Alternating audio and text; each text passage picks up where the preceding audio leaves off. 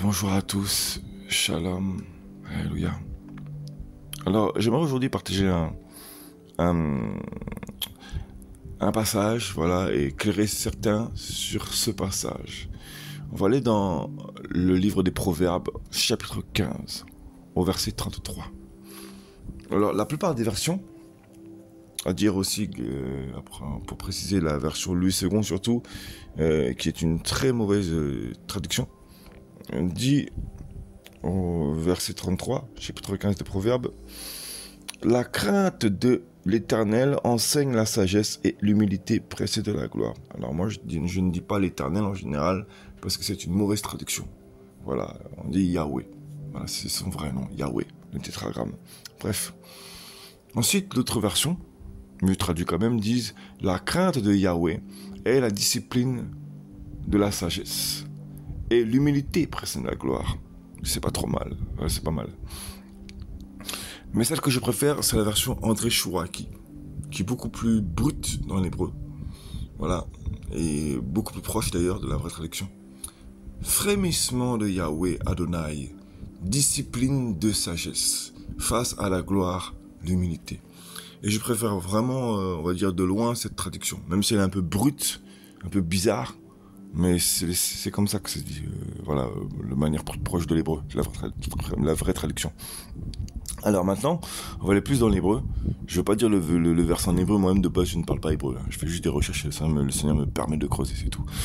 Donc, quand vous traduisez dans sa version brute, vraiment, ça fait craindre Yahweh ou crainte Yahweh.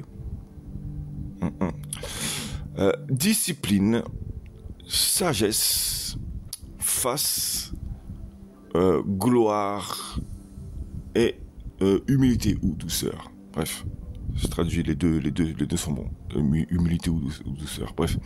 Donc voilà. Alors, il faut savoir que le mot crainte ou craindre, bref, bah, ça s'écrit avec 4 lettres. Donc ça se traduit par le mot, ça se dit en hébreu ira. Voilà. Et en hébreu, ça s'écrit avec les lettres, Yod, Resh et Aleph et Tav. Et donc, ce qui est vraiment surprenant, c'est que les 2 dernières lettres, et bah, ce sont les représentations équivalentes à l'alpha et l'oméga, qui sont la personnification de Yehoshua Mashiach, notre Seigneur et Sauveur Jésus-Christ. Voilà, alléluia. Donc, ça commence par les lettres Yod et Resh. Donc déjà, la symbolique de ces 2 lettres, main et puissance, hein, donc Yod, main et puissance. Donc voilà, le Seigneur nous tient, donc dans la crainte de son nom, le Seigneur nous tient. Voilà, il nous conduit dans sa puissance. Et la lettre Resh, bah c'est la tête, donc tout ce qui comprend donc la vision, l'entendement même, hein, voilà, voilà, même la compréhension de la pensée de Yahweh. Donc lorsque nous commençons à avoir la crainte du Seigneur, eh ben nous sommes sous la main de Yahweh, sous sa puissance. Donc voilà, l'équipement de l'onction, la grâce, voilà, mais également la vision, l'entente, la vue et la pensée du Seigneur. Voilà. Donc lorsque nous sommes dedans, et bah les 2 lettres, le mot se termine par les 2 lettres Aleph, Tav. Pourquoi? Parce que nous sommes conduits vraiment par le Mashiach, par le Seigneur et Sauveur, tout simplement. Dans ce mot-là, il y a le Seigneur et Sauveur, Aleph et Tav. Voilà, alléluia. Voilà. Et donc, lorsque nous le suivons dans sa crainte, eh ben nous ne pouvons que suivre Yahweh. Alléluia. Voilà. Donc ensuite, craindre Yahweh. Donc dans le mot craindre, il y a vraiment toute la gloire du Seigneur. Craindre Yahweh, discipline, sagesse. Pourquoi? Parce que lorsque nous recevons le Seigneur, eh ben il nous remplit d'onction. Souvent on arrive au Seigneur, tout de suite, hein. Waouh, on veut tout accomplir, c'est normal, hein, voilà, on vient d'arriver, donc c'est normal, hein. Et même parfois, hein, quand le Seigneur nous justifie, on se rend compte, on se rappelle de ses premiers amours, et voilà. Et donc, le Seigneur est obligé de nous reprendre, tout simplement, de nous maîtriser. Et bah, il est obligé de venir avec le bâton, de nous enseigner, il discipline cette sagesse. Ça veut dire que dans toute la gloire du Seigneur, et bah, il y a la sagesse, et il est obligé lui-même, non pas de contrôler cette sagesse, mais en fait, nous avons cette sagesse divine, d'interpréter les choses, de comprendre la parole, les mystères du royaume, etc. même de reprendre les âmes, etc. Et donc, Yahweh, il veut nous apprendre à discipliner cette gloire. Je veux dire, il va nous donner de la sagesse pour savoir comment utiliser tout ce qu'il nous a donné avec sagesse. Voilà. Alléluia. Donc, dans tout ce qu'il y a, il est obligé de nous discipliner. Il n'y a pas le choix. Alléluia. Parce que pour comprendre les mystères du royaume, il faut la sagesse divine.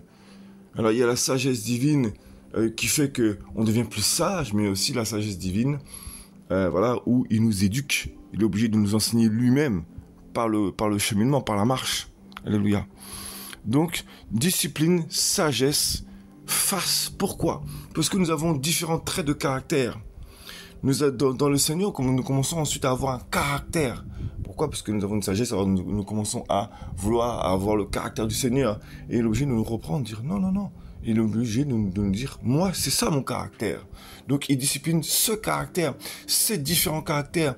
Et il nous montre notre caractère véritable aussi, que nous ne savons pas. Parce que parfois, nous montrons des diverses faces. Et il veut que nous soyons sincères, donc il va maîtriser ça. Il va reprendre ça. Il va nous montrer ça. Il va nous exposer ça. Alléluia. Voilà. Et kabod, la gloire. Donc, discipline, sagesse, face, donc le caractère, voilà, pour nous donner son caractère, gloire. Donc, il va discipliner aussi la gloire, c'est-à-dire que lui-même, il va nous apprendre à utiliser son nom, vraiment, pour l'honorer et ne pas salir son nom. Voilà. Parce que beaucoup de gens aujourd'hui le font, malheureusement, ils salissent beaucoup son nom, bref. Et douceur, humilité et douceur. Donc, dans toute la crainte, il y a toute la sagesse. Mais dans toute la sagesse, il y a toute la bénédiction. Et donc, il est obligé de maîtriser ça. Il est obligé de discipliner notre vie, notre marche, pour nous faire comprendre, voici comment moi je fonctionne. C'est pour ça qu'il y en a plein, ils ont l'onction, ils veulent absolument bouger, faire des ministères, etc. Et le Seigneur est obligé de les cogner un peu, les reprendre, les maîtriser, mettre un coup de bâton, de leur mettre un coup de béquille, comme on dit là, quand après on trébuche, là, on a mal aux jambes. Parce que sinon, on court trop vite. Voilà, gloire au Seigneur.